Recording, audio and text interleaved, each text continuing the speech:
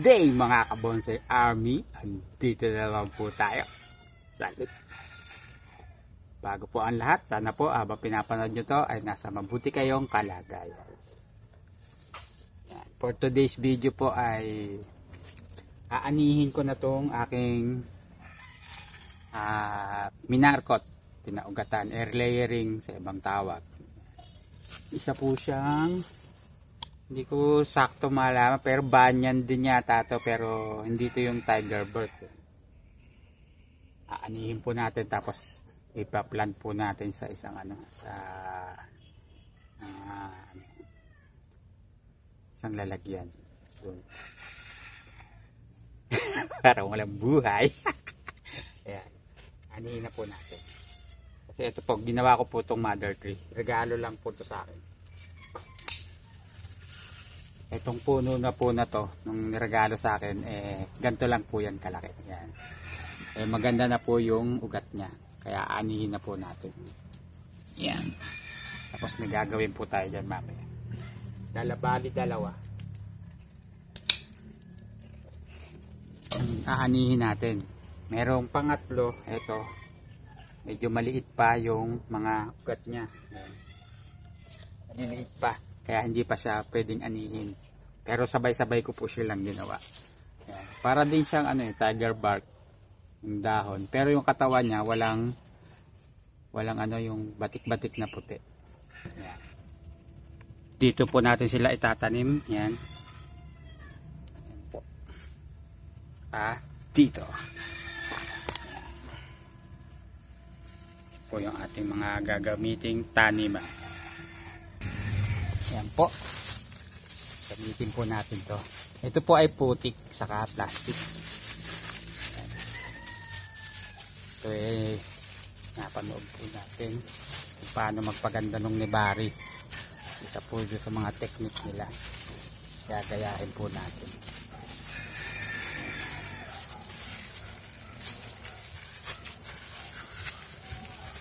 Kailangan ay parang patulis.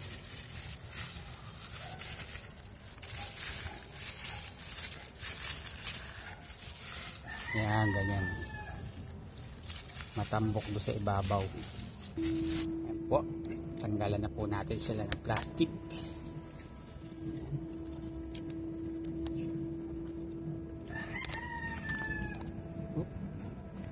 Dumadating na ang mga lamok.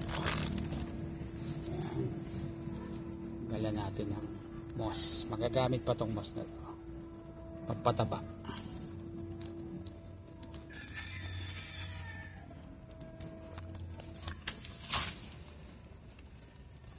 Lagyan natin dun.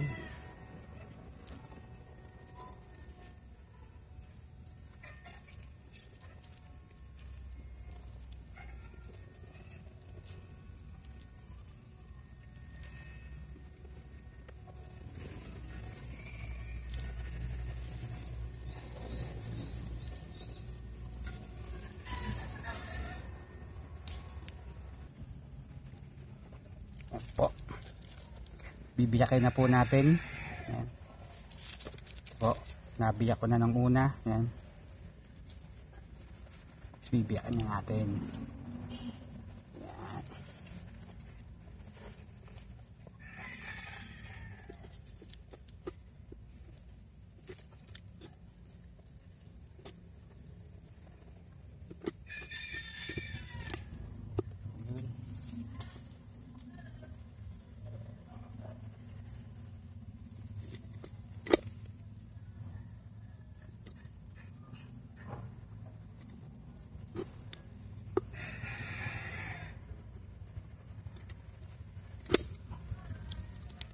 Yun. Nabiyak na po natin. Ganon. Yan. Ayan po. Nabiyak na po natin. Lalagyan naman natin ng kahoy. Yan. Para naka-split na agad yung nebari.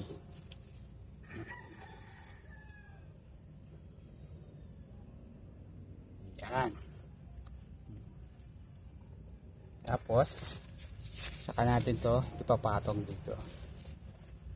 Yan. Para ma-stable. Mas stable yung pagkakabuka. Yan. Saka natin ipapatong. Ito sa kanyang taliman. Yan po. Ngayon ay tatapunan na naman natin.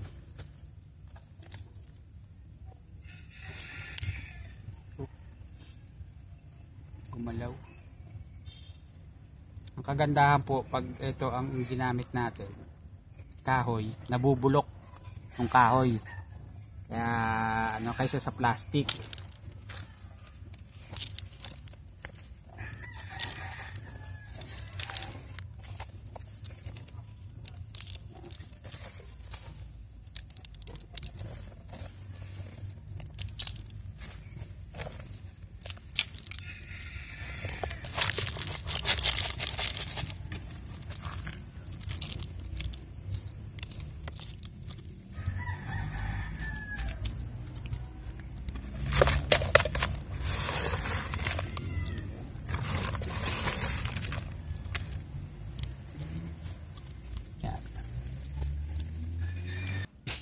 Ayan po, ito naman po yung isa.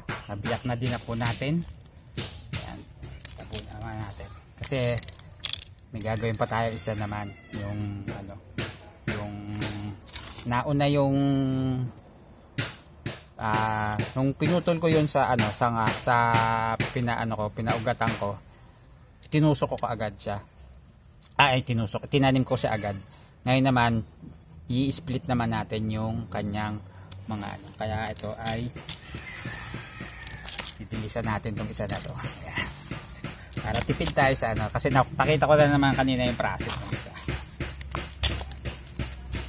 Same process lang.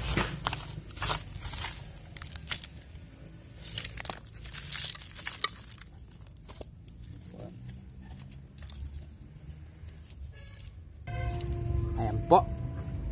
Ayan na po yung isa. Ito, tiger bark naman po ito. Ayan, no. Taas na po siya. Healthy na po siya. Ano lang din po siya, air layering po din yan. Ang naging ano nga lang dyan, pagkakatanda ko, pagkatapos ko siyang putulin, diniretso ko na siyang itanim dyan. Hindi ko pa na-split yung kanyang ano, yung pinaka baba niya. Kaya ngayon, i-split na po natin. Kasi healthy na siya.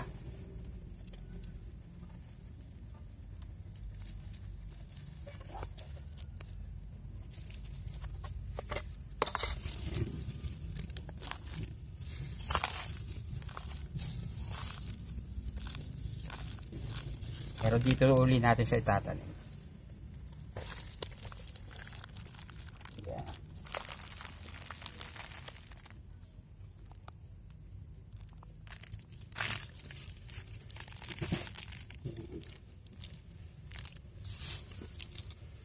Tapered naman siya. Inisin muna natin. Maganda yung tapering din naman niya. Kaya lang, para mas bukang-buka siyang ganon, bibiyakin po natin siya ganon. Ayan.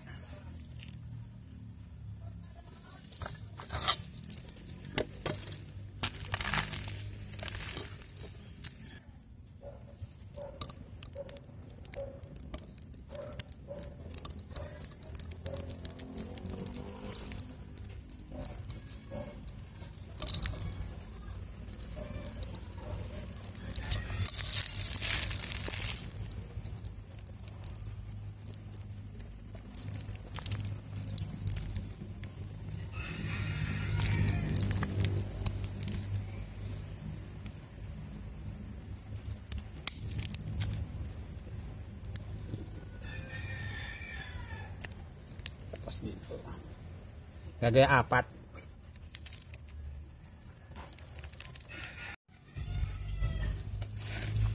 Ayan po, nabiyak na natin. Lagyan na natin ng pampa-split nya.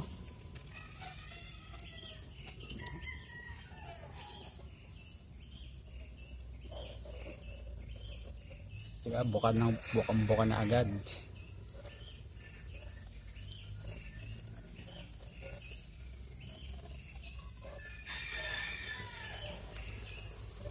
Yan.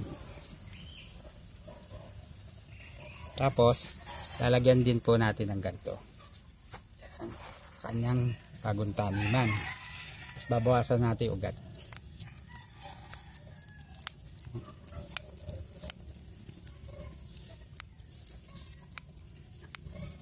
Yan. Tapos, itong mga ugat na to, yan, ay saka naman po na yun, separate video na po yun pag medyo malalaki na sila. Yun. Yan. Saka natin tatapunan.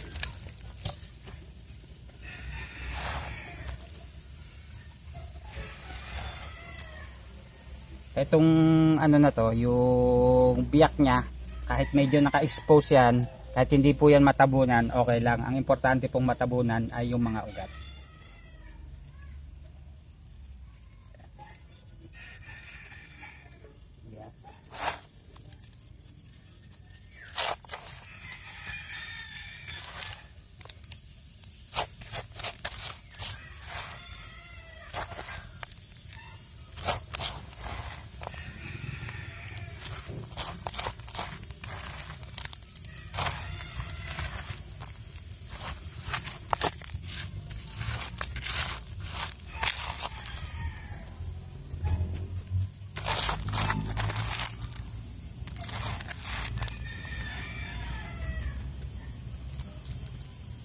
Ayos. Ayan po, nagawa na po natin yung tatlo na in-split natin yung mga ano nila, pinaka main trunk para magkaroon ng magandang nebari. Pagkatapos naman po nun, dahil ano, di man po sila ganun pa ka-healthy, babawasan lang po ng ugat, ng dahon, pero hindi kalbo, bawas lang po, mga 50% babawasan po natin.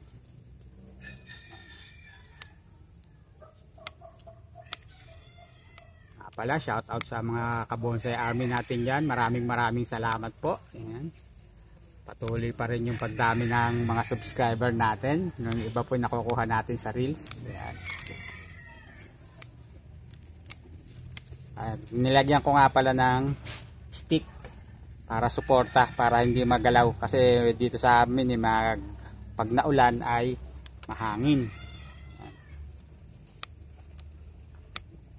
Babawasan na po natin na lang ng dahon, 50%. Ayan po, natapos na po natin. Ayan na po sila. Pamsa. Ayan. Ano na po natin, naayos na po natin yung yung mga roots, main trunk, para hindi maging para magkaroon ng tapering yung trunk nya. Ayan. Kaya po ini-split yung mga para po yun sa mga baguhan nating mga manonood. Yan.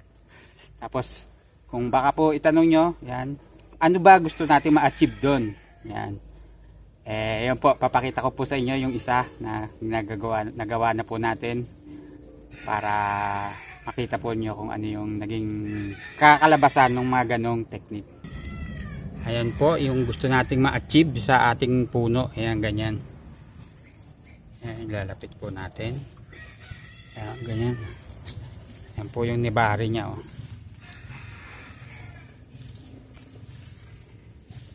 Ayan, malaki yung bukana niya. Pero po to, nagsimula lang din yan sa isang pencil size. Pero ngayon po, ayan, lagpas na yan sa kadaliri. Tapos ang nibari mo ay naka-split. Yan almost 3 times na ang abot niyan. Yan, 3 times ang lapad compared do sa kanyang body. Yan, na hindi mo na kailangan na mag-fuse pa. Yan, isa yan sa mga technique. Yan, yung splitting the main trunk. Yan po. Ito po una, in-split ko po yun sa 4. Tapos ginawa ko po ito nung nakaraang linggo. Ito naman yung 4 magiging 8. Ayan po siya. Ayan. Naging 8 na siya. Tapos dito sa kabila, ayun. Kaya naging 8 na yung niya. Ganito, yung parang ugat. Pero yan ay mga trunk po siya. Sa trunk siya nanggaling. Pero nagmumukha siya ugat. Ayan. Ito pa isa eh. Ayan po. Tapos na po ang ating video. Sana po ay nakapag-share na naman po ako sa ng munting kaalaman tungkol sa pag ng isang straight trunk magkakaroon ng tapered trunk. Yan. Para maganda yung ating tignan, yung ating bonsai. Yan po. Kaya po natin ini-split para magkaroon ng tapering yung trunk natin, hindi isang straight lang. Yan. Yan, kung nakikita nyo po yun, may video din po tayo dyan, yung ano na yan, yung puro cuttings na air layering na walang markot. Yan po yun. Oh.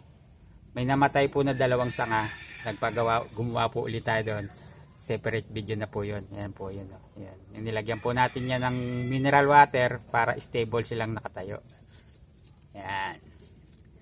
Kaya mga ka-Bonsai Army, baka hindi pa kayo nakasubscribe, subscribe na po kayo, hit the notification bell, pa-comment na din po, open for correction po tayo kung ano po yung masasabi nyo, baka mali po yung mga pinaggagawa ko, or for improvement, hindi po tayo maramdamin. Yan. Tapos yun nga po, pinakita po natin yung kalalabasan nung kung atong ginagawa natin. Kasi po hindi, lahat po nung majority ng ginagawa ko po, nasubukan ko muna bago ko i-share. Yan. Para hindi po yung makagawa lang ng video pero hindi naman po pala effective. Yan po. Hanggang dito na lamang po. Maraming salamat po sa patuloy niyong pag-subscribe sa akin, panonood ng aking mga video. Stay safe po sa ating lahat. God bless. Salute. Adios.